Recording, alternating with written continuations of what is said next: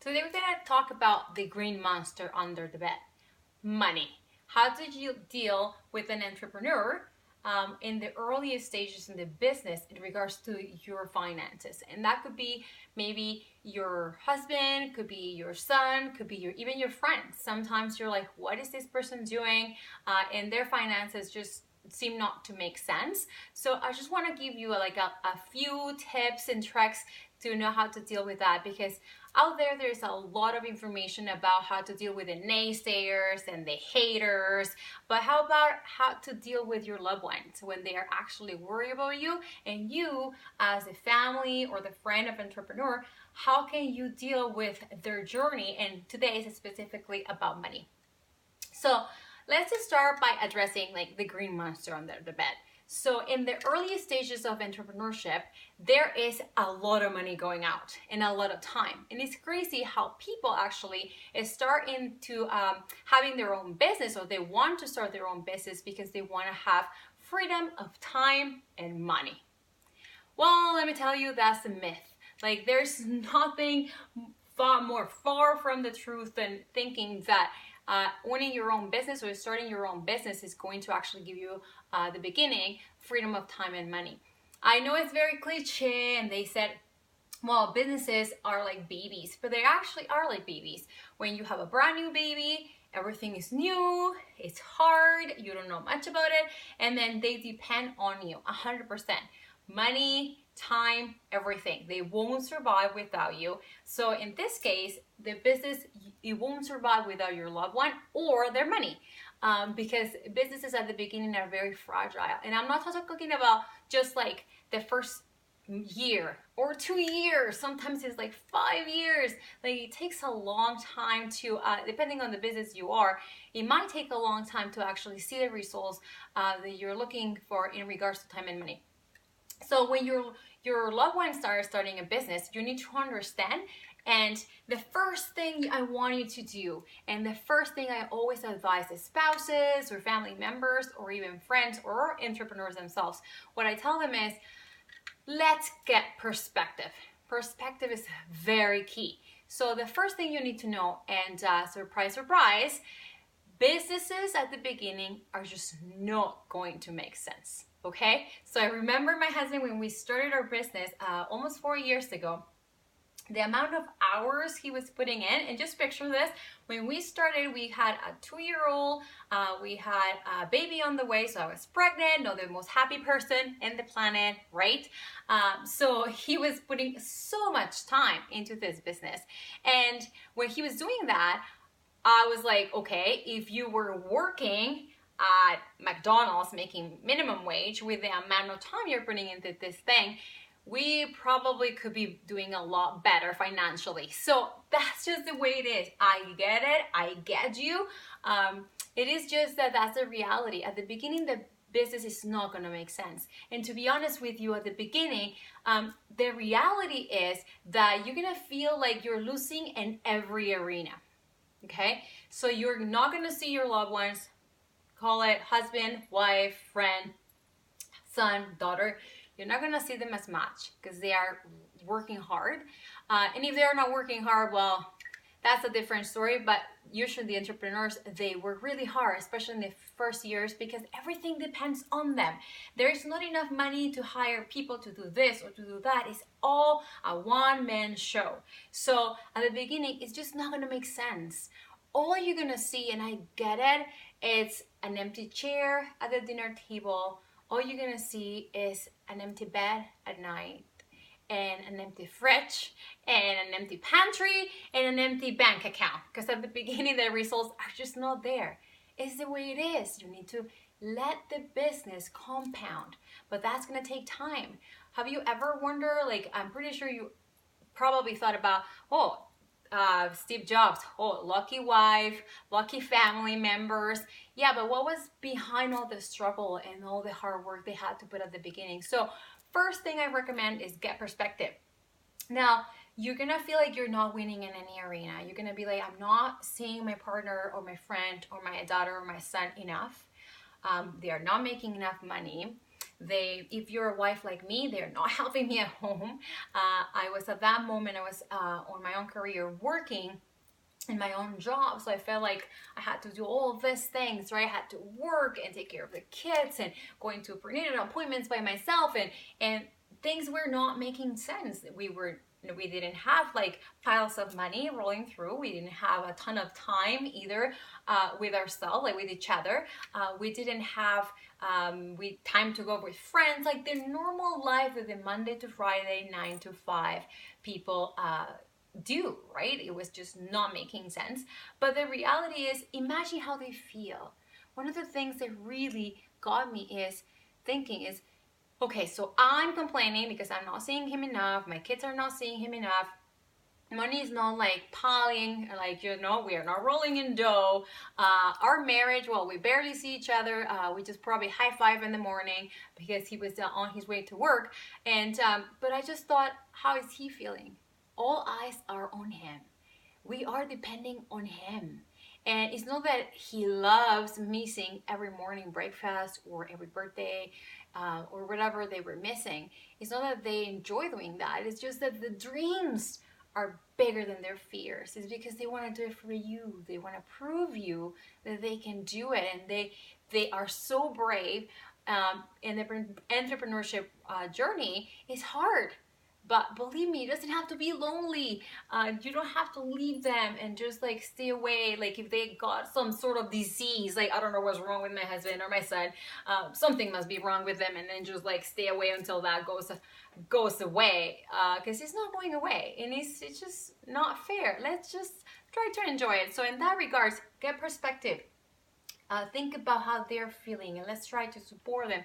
Now, let's be real. I know they're spending a lot of money in their business. They're spending a lot of time, yes, and we'll do another video about time. Today's just about money, but the reality is, let's get real. How about if it's so normal nowadays when partners or children are doing MBAs. Like, I'm gonna just go and do an MBA because I think I'll get a better job after that. How is starting a business different from that? You still have to put a lot of money. Most of it is student loans.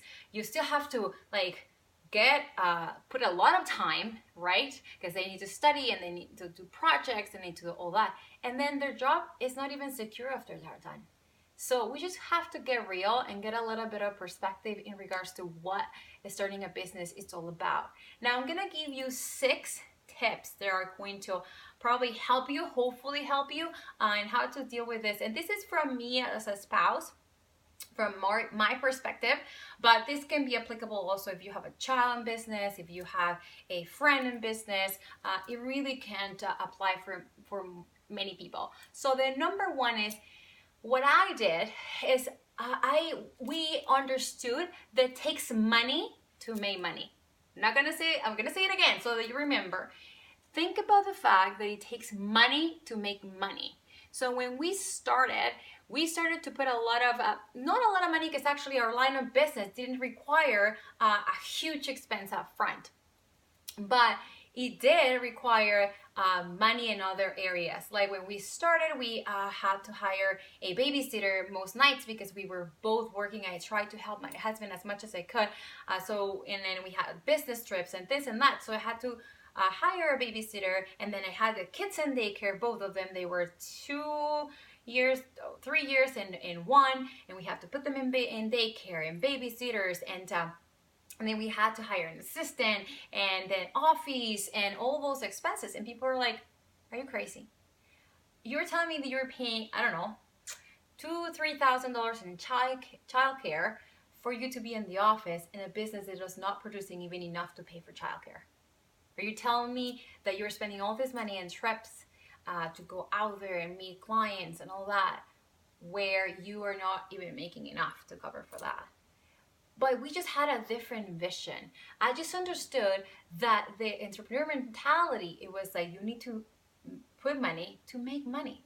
So we made those decisions, those investments, right? Because at the end of the day, don't expect at the beginning of the business don't expect success right away, but what you can expect is progress. So I saw my husband making progress. I saw the business moving along. Were we making a lot of money yet? No. Were we actually making enough money to cover our expenses? No. Were we replacing our previous career incomes?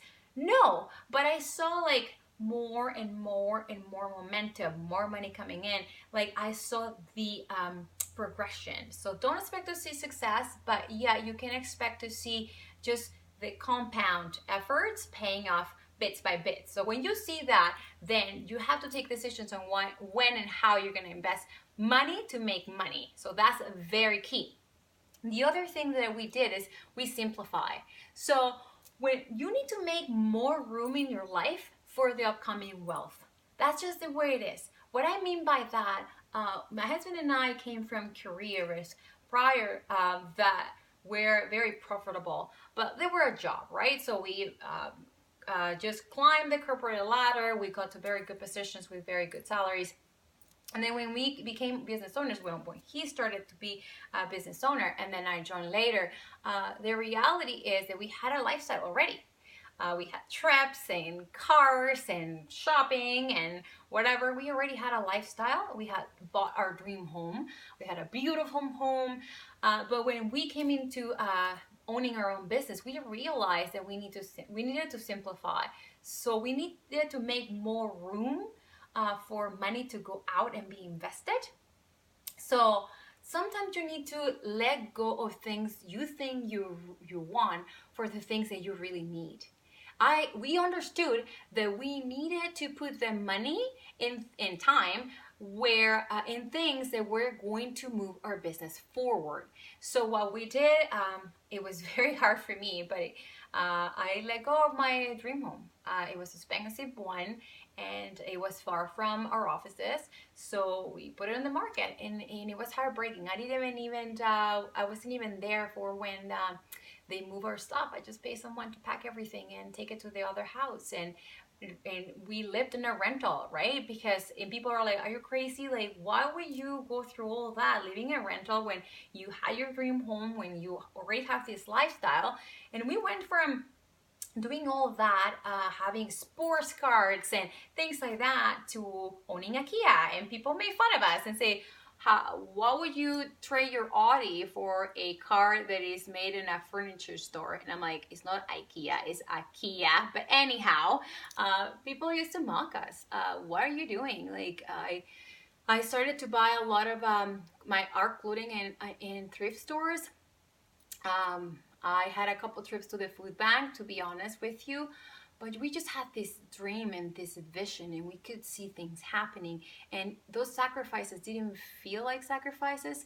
It just felt like, this is an incredible story. One day we're going to be able to tell this to people and our children, and it's going to be amazing how we did all of these things and just to see what we have accomplished. So we felt really proud. Besides that, we are immigrants. So for us, we are immigrants in Canada, and doing all these things when we came with nothing, $300 in our pockets when we migrated to Canada 11 years ago. So for us, it's like, if we have to start again, it's fine. So getting into that mentality with your spouse or your child or whatever, that this is just temporary and these ones are just investments, not sacrifices, it really, really helped us.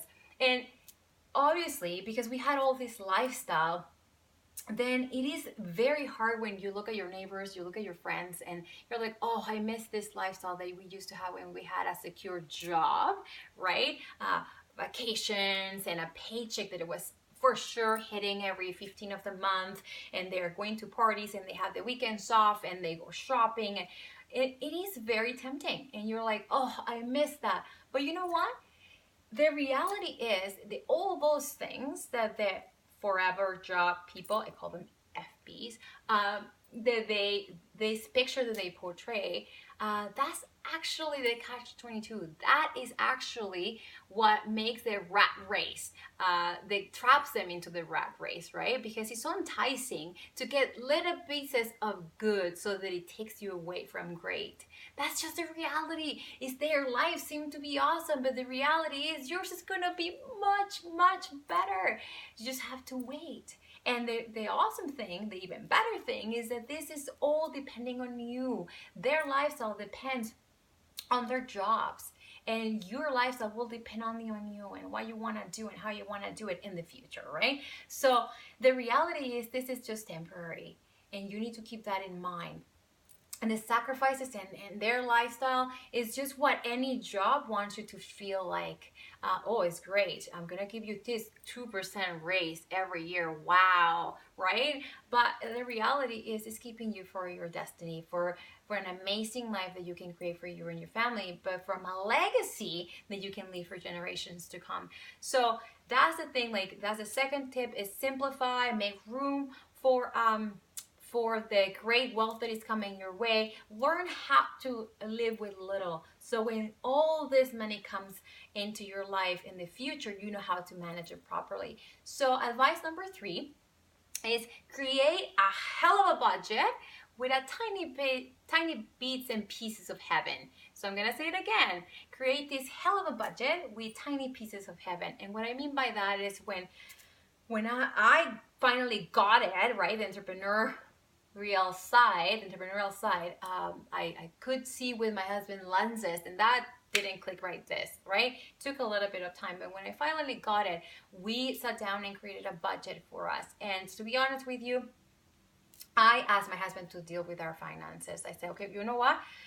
I need this amount of money in my bank account every month to cover the expenses of food and in our kids' stuff and whatever. But everything else, the mortgage or the rent or the cars and insurances, all this, you're gonna deal with it. Our taxes, you're gonna deal with it. I just need you to deposit this amount of money in my account every month so that we can eat and our kids can do what they have to do, but you're gonna deal with it. Why? Because I wanted him to see the money was coming in and the money that was going out, so that he could get inspired by our finances to go out there and just like hustle. So that actually worked very well. So we had a budget, we simplify, as I mentioned before, we reduced all our expenses to the minimum because we knew that we needed to do that in order for us to have a thriving business in the future, in order for us to be investing that money into something that move our business along. So what I mean by a hell of a budget with a little bit of heaven is also we budget for teeny tiny things that could be something that we look forward to. Nothing expensive, nothing crazy, but a dinner at a nice restaurant, a staycation in a nice hotel for a one night. Even sometimes we schedule time to go and see $1 million homes, just to see towards show homes, because you wanna get a sense of how your heaven is gonna be in the future, and you wanna get inspired. And when that hell of a budget is a hell of a budget, and you're like, oh my gosh, I really wish I could have this money to buy that purse, or to go into a trip, or buy my son this and jacket instead of this jacket, then you get inspired. You're like, this is just temporary and it's gonna be so much better. So again, a hell of a budget with a little bit of heaven. Number 4, I learned personally, me, so the wife, in your case could be the mom, the friend, the spouse, whatever. I learned how we made money in our business. So I learned exactly what we were getting paid on. So meaning like products sold, or phone calls made, or clients, meeting clients, whatever that meant. And I work it out backwards. So I reverse engineer it to see, okay, how much time or investment or whatever my business needs from my husband and I to actually get to what we need to have every month. So let's say I need $10,000. What that means, how do we get to $10,000? How many clients do we have to see? How many products do we have to sell, depending on what's your business? So I learned exactly how we made money, and I kept my husband accountable, and I kept ourselves accountable, and I made sure that he got better and I got better on the things that move our business. So I decided, okay, if we need to sit down with this many clients or sell this many products, whatever is your industry. So I kept that in the top of our minds, and we meet after work. Even when I was not working in the business at the beginning, I say, hey, how many phone calls you made, how many clients you see, how many products you sold, whatever your industry is, and I kept him accountable. that made it easier for me to understand when he was not coming home early, when he was out and about on the weekend, because I'm like, okay, we need this much coming in so that we can get this much coming out. So it's probably the 20th of the month, we are not nearly as close. So I was like, yeah, go, like, right, like, go. I was like the cheerleader, a little bit of a mean cheerleader, because I'm like, kicking his butt, go, like, what can I do also to help you get there? So that really helped. So I learned how we made money. And you as a mother or as a friend, you can also learn that. So you can help your friend, help your child, give them some referrals, spread the word, whatever you can do. Ask them how you're doing, are you meeting your goals, how can I help? That really puts things in perspective. And number 5, I made sure that I took care of the golden goose. And by the golden goose, I mean my husband. I mean, I'm good at many things, but he's the best at what we do. And that could be the same for your child. He's an entrepreneur, or your friend, she's an entrepreneur, or your spouse, whatever. But everything falls into them at the beginning, right? So I made sure that I took all the stress away from my husband. At the beginning, when I was not involved, I had my own job, I had the kids and all that. Even like going shopping for his stationery so that he didn't have to worry about that. I bought a printer for his office. I put some pictures to get him inspired. Whatever I could do, I did.